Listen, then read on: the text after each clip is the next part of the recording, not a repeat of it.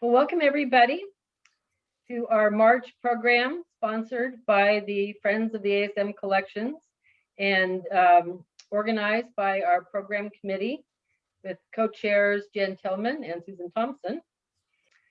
That being said, I'm going to now turn this over to our co-chair, Susan Thompson, who will introduce our guest speaker for today. So we are very pleased today to have Sandy Tanner Elers, who's a native Tucsonan. She grew up with a very close association to the University of Arizona and particularly Arizona State Museum. She is the daughter of Clara Lee and John Tanner. She spent many hours wandering the halls of the museum, developing an appreciation for the peoples of the Southwest. Sandy will be discussing subjects which are near and dear to her heart. Her father, John Tanner, and Desert House Crafts. Her mother, Clara Lee Tanner, who taught at the anthropology department for 50 years, will no doubt also make an appearance. And she also served as John's partner and longtime promoter of native arts and crafts. I even have an old Arizona Highways with an article that Clara Lee wrote for Arizona Highways. Desert House was a unique blend of native arts and crafts, local artists and their crafts and gifts from all over the world. It was a fixture in Tucson under John Tanner's tutelage from 1946 to 1978. So with that, I will turn the program over to Sandy. Thank you, Susan. Before I get started, I would like to thank Alan Ferg, Diane Dittemore, and Darlene Lazarga for their help with pictures and technical difficulties. I have a new computer sitting in the hall. Need I say more? Alan also gave me invaluable information on Desert House and the tile shop.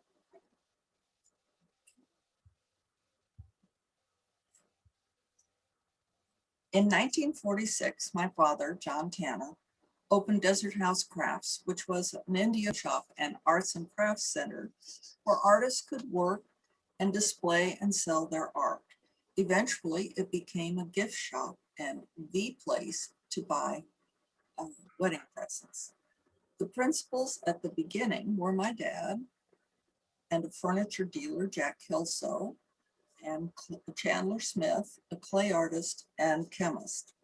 I think Dad was the businessman who more or less kept the artists in line as much as you can keep artists in line. A little background on Dad will help you understand how a young man from Chicago got into the Indian business. Dad was born in Davenport, Iowa in 1911 and moved to Chicago as a 6 or 7-year-old child with his mother, his father, and his older sister, Helen. Grandpa Tanner died when Dad was in high school. To support the family, his mother opened a small gift shop.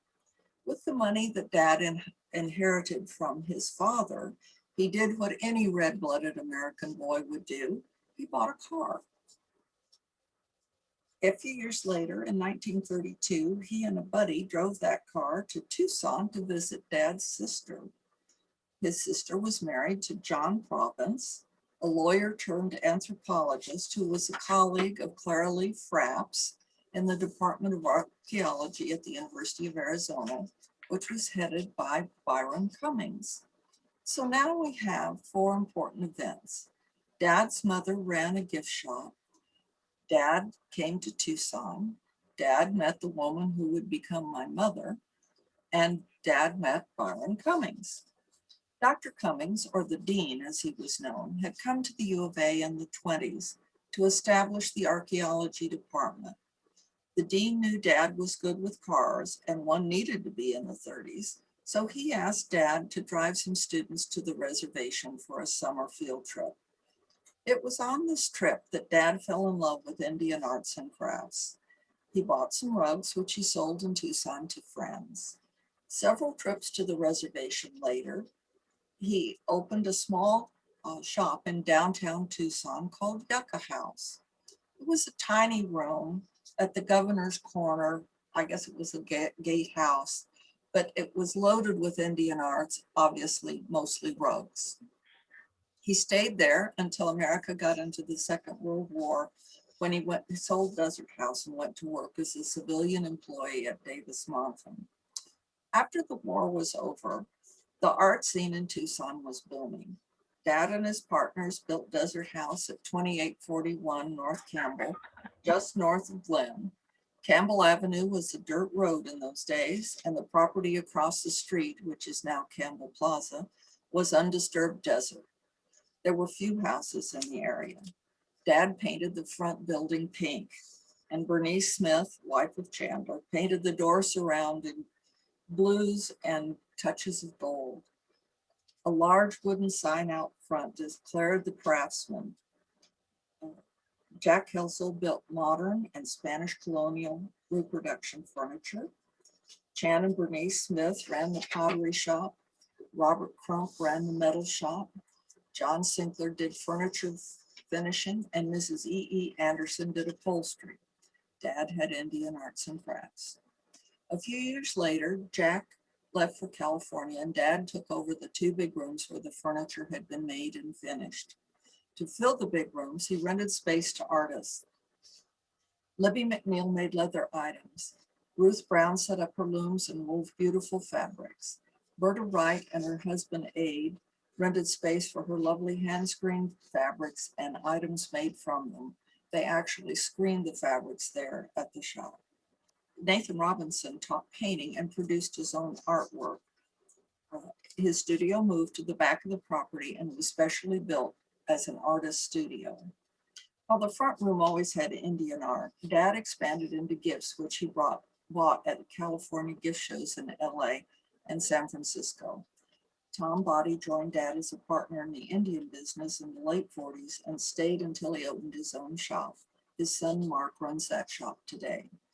Desert House did a lot of work for guest ranches, corporations, homes, and various buildings around town. When Casas Adobe's shopping center was built around 1959, Desert House provided tile for some of the storefronts and produced a terracotta metal lamp posts that stayed in place until the 2010s. This post is the same as the Casas Adobe's ones, but the lampshade at the top is different. There are still bits of tile around town, like on this wall at the fiscal plant of the U of A.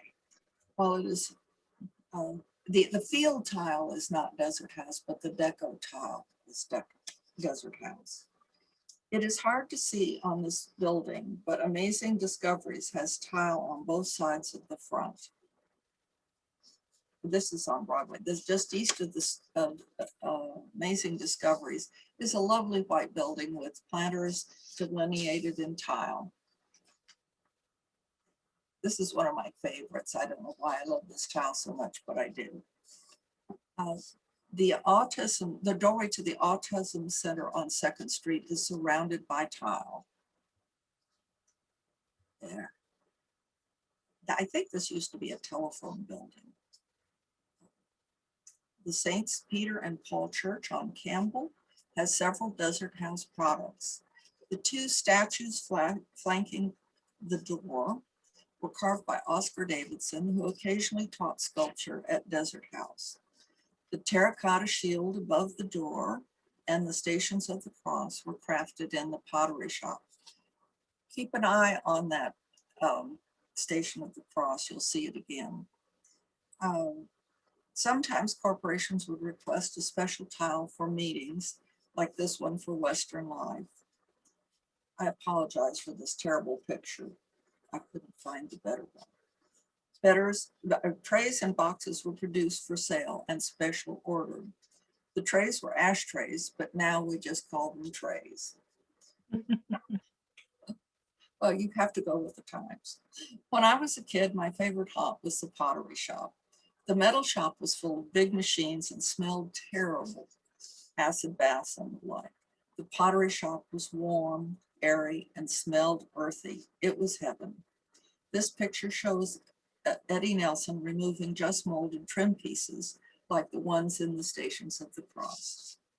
Chan and Bernice Smith got the ball rolling, creating designs for tile and special projects. Bernice was an artist, and Chan was an artist and a chemist who developed glazes for his wife's needs. This is a silk screen brochure of early designs produced in the pottery shop. Indian designs were incorporated early on, especially memories and animals. Native plants and animals were also depicted. The tile were used to make copper lamps, trays, tables, and more. They lined doorways, swimming pools, trimmed metal furniture, graced flower beds, and were used to make statements on many architectural features. After the Smiths left, Bob and Sharman McCusick ran the pottery in the early 50s. Several other people took over after that.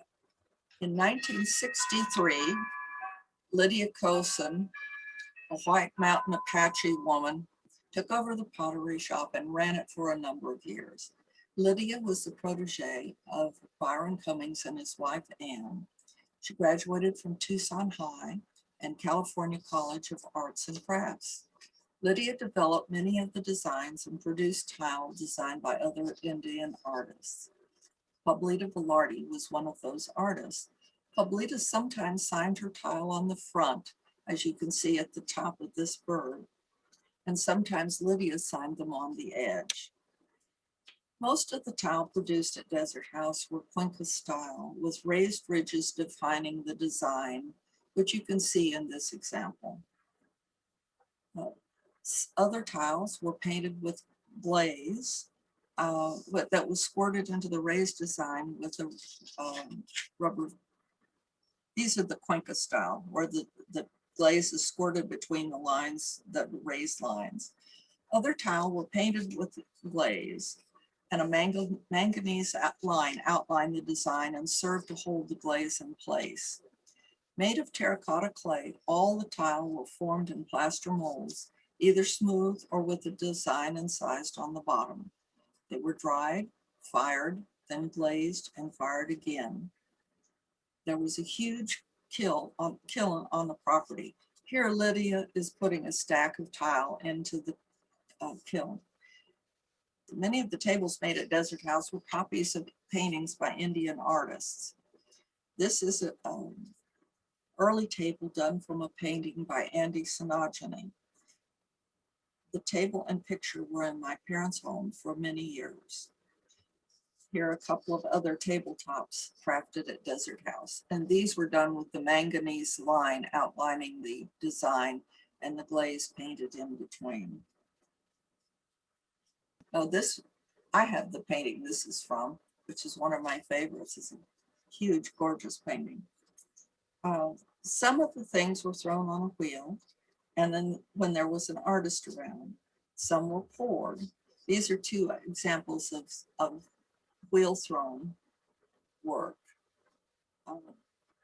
When this is something poured into a mold, the plaster mold had the design and size just like the tile did, and their coasters, lamp bases, boxes, and other small objects.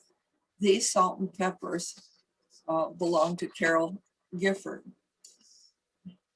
I love the fact that they were named. The strawberry pot was designed by Chandler Smith, and while much shorter than the usual strawberry pot, is particularly lovely. The metal shop turned out lamp bases in copper with tiles set into the sides. Shades were made of copper and parchment or just copper. There were short lamps with one tile and tall ones with two. Eventually, Indian motifs made out of copper or tin were put on fire screens or other objects, and while the blacksmithing was farmed out. Switch plates were made of copper or tin, and like the pottery shop, special orders of all sorts of things were produced. Light fixtures and lampshades were a specialty. Andirons, both tall and short, were made. Dad often had someone working in the metal shop to produce items after Bob Crump left, but he designed and fabricated many himself. Sometime around 1950, Dad went to LA to the first gift show. Importers and other businesses set up displays in hotels in downtown LA. And that's hotels plural. Dad eventually developed his favorite importers, but still walked most of the displays. I went with him once and was exhausted by lunchtime. He would start on the top floor of the displays, walk around the entire floor, stopping in displays where he wanted to buy, then on to the next floor. He would do this for 2 days, maybe longer, then head north to San Francisco to do the same thing on a smaller scale. The man was made out of iron. Dad carried many mid-century and modern items, Danish modern items, and handmade crafts from all over the world. For Indian arts and crafts, Dad frequently traveled to the reservations in Arizona and New Mexico. In the early years, he took a sleeping bag and his dog, and the two slept in the great outdoors after a dinner out of cans. When he felt he could afford it, or when Mama and I were along, he would get a motel room. He developed a relationship with a Mrs. Etcity on the Navajo reservation and bought a lot of arts and crafts from her. He could call her from Tucson if he had a special need. I never met her, but she took good care of Desert House's Indian arts needs. Sometimes traders would come to Tucson and visit Dad at the shop. Indians would sometimes bring items to Dad directly, and many became his friends. Particularly in later years, Dad bought from a lot of traveling traders. He sold jewelry, baskets, rugs, katsinas, paintings, and pottery. Desert House always had a lot of crafts from Mexico.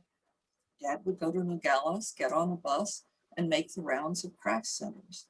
He paid in cash, and while he did not speak Spanish, he managed to deal directly with the artists. In all the years he traveled in Mexico, he had only one batch of goods that did not reach the custom office in Nogales. Barney Burns sold him Sari carvings. Dad had an agent in Mexico who would load up his motorhome with native crafts and bring them up to the States. Later, he would return to Mexico with the RV loaded with car parts. He was a prosperous entrepreneurial man. Dad's focus was always on handmade or interesting goods. He never had machine-made fake Indian curios. His interest in the art aspect of Indian goods carried over into the gift selections he bought. He would have stylish mid-century items like this fireplace on the right. He had Japanese porcelain from Otagiri, Danish furniture, flatware and enameled casseroles from Dansk, Kurok trays, local and Mexican handmade objects. There was always a metal Christmas tree with ornaments in the shop, no matter the season. The whole place was chock-a-block full of interesting things. Inventory, however, was held. Dad did not believe in sales and advertising, but he would have a brief mention in a column in the Sunday Arizona Daily Star. The column morphed into 2 pages and was written about what was interesting in local shops. Sometimes Dad would sponsor art shows for Indian artists. Pablita Velarde often showed her wonderful art here. Every fall, Desert House would have an open house to remind the snowbirds to come by for a little shopping. It was a fun, exciting evening and kicked off the season for Desert House. Starting sometime in the 1930s, the late 30s, Mom